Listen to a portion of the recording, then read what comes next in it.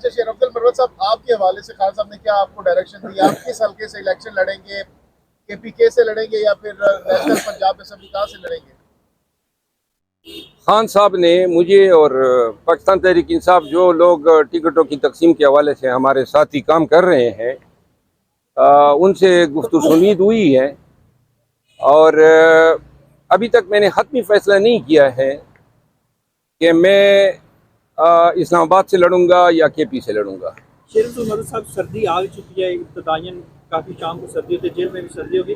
इमरान खान साहब को आपने कोई तोहफे में जर्सी वगैरह दी हो या देने का कोई इरादा हो, चीज़ ऐसी?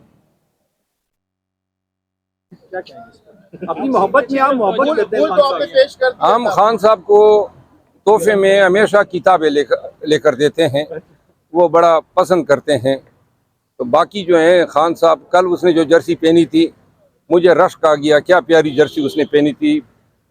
ये ग्रे कलर की थी, ग्रे कलर की उनकी ट्राउज़र थी और यहाँ पे जो है नज़रों को की जो ऐनक की थी वो यहाँ से लटक रही थी और हम कोई 6.5 घंटे बैठे और थक गए। खान साहब जो है वो बड़ा विगरसली और बड़ा ही स्ट्रांगली स्टाउटली आखिर तक जो है मैं महसूस ही नहीं हो रहा था कि ये थक गए हैं।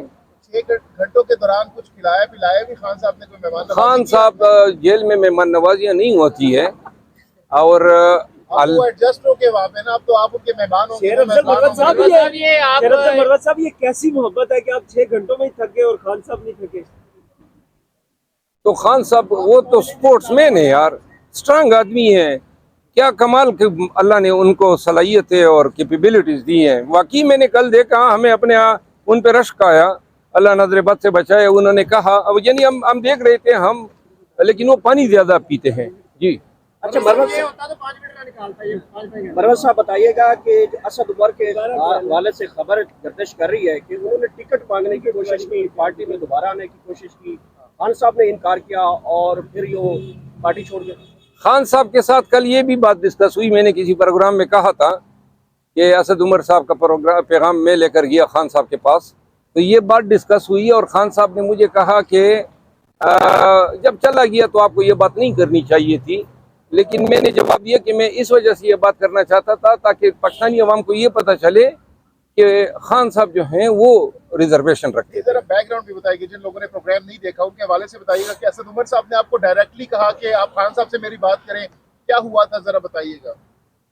खान साहब के साथ जब कल हम इकट्ठे थे, सारे वकला, पूरी लीगल टीम, ये तो ये पहले वाली बात, पहले जब वो सवाल ये अमित खान से यही हुआ था जिस पे ये तनाज़ा बना। वो एंकर पर्सन जो थी खातून, उन्होंने सवाल किया कि जी ये असद कैसर के पैगाम रसानी, असद कैसर साहब ने जब प्रेस कॉन्फ्रेंस किया तो उसके 15-20 दिन बाद उसने मुझसे रजू किया कि मैं शायद रिग्रेट कर रहा हूँ और खान साहब अगर इसको कंसीडर कर लें। खान साहब के पास मैं ये पैगाम लेकर गया, खान साहब ने कहा कि नहीं, ये इब्तदाई लोगों ने वर्करों के हौसले तोड़े हैं और लोगों के लिए रास्ता बन गया है।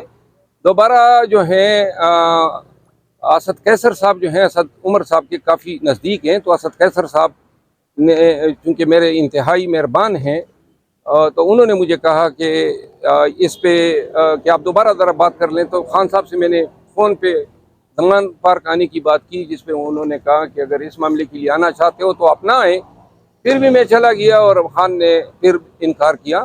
तो ये जब असद उमर साहब ने प्रेस कॉन्फ्रेंस की तो ये मैंने एंकर पर्सन को ये बातें बताई और ये हुआ था जिस पे आपके एक साथी है मंसूर अली खान, वो मुझे झूठा साबित करने के लिए अपने व्लॉग में बता रहे थे कि असद कैसर साहब के पास फ़ोन नहीं था, वो डायरेक्ट नहीं पूछ सकते थे। तो मैं बता दूं, एक वक्त ऐसा भी आया था कि खान साहब का नंबर पाकिस्तान तहरीक इंसाफ के वकला के अलावा किसी और के पास नहीं था और उस ज़माने में खान साहब का नंबर नया था और नया उन्होंने लिया हुआ था और असद कैसर साहब का रब्ता उनसे नहीं था। तो क्या यही मौक़िफ़ फवाद चौधरी के हवाले से भी खान साहब क्या कि वो उनको भी नहीं लेंगे पार्टी के अंदर? अब मैंने कल उनसे ये पूछा फवाद चौधरी का कि फवाद चौधरी आने की कोशिश कर रहा है। मैंने कहा कि जी इसका बड़ा बुरा असर पड़ेगा और पाकिस्तान तहरीक इंसाफ के वर्कर ऐसे लोगों के चेहरे दोबारा नहीं देखना चाहते हैं। मेरा ख्याल है कि वो दरमियान में जवाब देना रह गया था क्योंकि कुछ और लोगों ने कोई और बात छेड़ दी थी। तो नहीं, एक सेकंड, बॉडी लैंग्वेज से आपको क्या लगा, क्या जवाब देना चाह रहे थे, जिसके बीच में कोई और सवाल हो गया और वो बात रह गई? अब मैं जवाब क्या देना अंदाजे लगाऊंगा कि क्या जवाब देना चाहते थे। अच्छा, दोबारा मिलूंगा तो मरवत पूछ लूंगा ना। मरवत हाँ। साहब बताइएगा कि एक इंजीनियर मोहम्मद अली मिर्जा साहब हैं, वो कहते हैं कि पीटीआई बड़ी साजिशी है, इनका जो लीडर है वो साजिशें करता है, ये बड़ा यहूदी है, इस किस्म के वो साथ साथ वो बोलते हैं खान कि को ये यहूदी भी बोलने बोला है। जी जी, यहूदी टाइप मतलब ईसाई है, इस तरह का लफ्ज बोले। मौलवी है ना वो, जो कल की जिसकी बात हम कर वक्त ये तो आपने खुद बोल दिया, उन्होंने नहीं अच्छा बोला। सर बताइएगा, वो कहते हैं कि ये साजिशी है, इसके ऊपर आप क्या कहते हैं? और इनके हक में बोलने वाले भी साजिशी और मकरू लोगों के आमाल उनके चेहरों पे इबारत होती है, ठीक है ना। खान का आप चेहरा तस्वुर करें, आपको खूबसूरती नजर आएगी, आपको ताजगी, आपको शफाफियत, आपको सफाई और एक वेलनेस का एहसास होता है। और खान साहब से इस हवाले से बात हुई कि सियासी इत्तेहाद होने चाहिए, थोड़ा स्ट्रॉन्ग जो है हो जाएंगे। उस पर हम पहले बात कर चुके हैं। सियासी इत्तेहादों पे खान ने कोई रुकावट नहीं डाली है। वो चाहते हैं कि ट्रांसपेरेंट और फेयर इलेक्शन हो, और इसके लिए अगर दीगर पार्टियों से बातचीत हो तो इसमें कोई मज़ायका नहीं है। सीट एडजस्टमेंट भी हो सकती है। सीट एडजस्टमेंट जो है वो भी मुमकिन है हम ख्याल पार्टियों के साथ। और शेर अफजल जेयूआईएफ मरवत साहब, से हो आपने अपने सकती है हवाले से KPK में सर, बिल्कुल नहीं हो सकती है। पीपल्स पार्टी से पंजाब में। आ, पंजाब में तो पीपल पार्टी का जो है वो वोट नहीं है।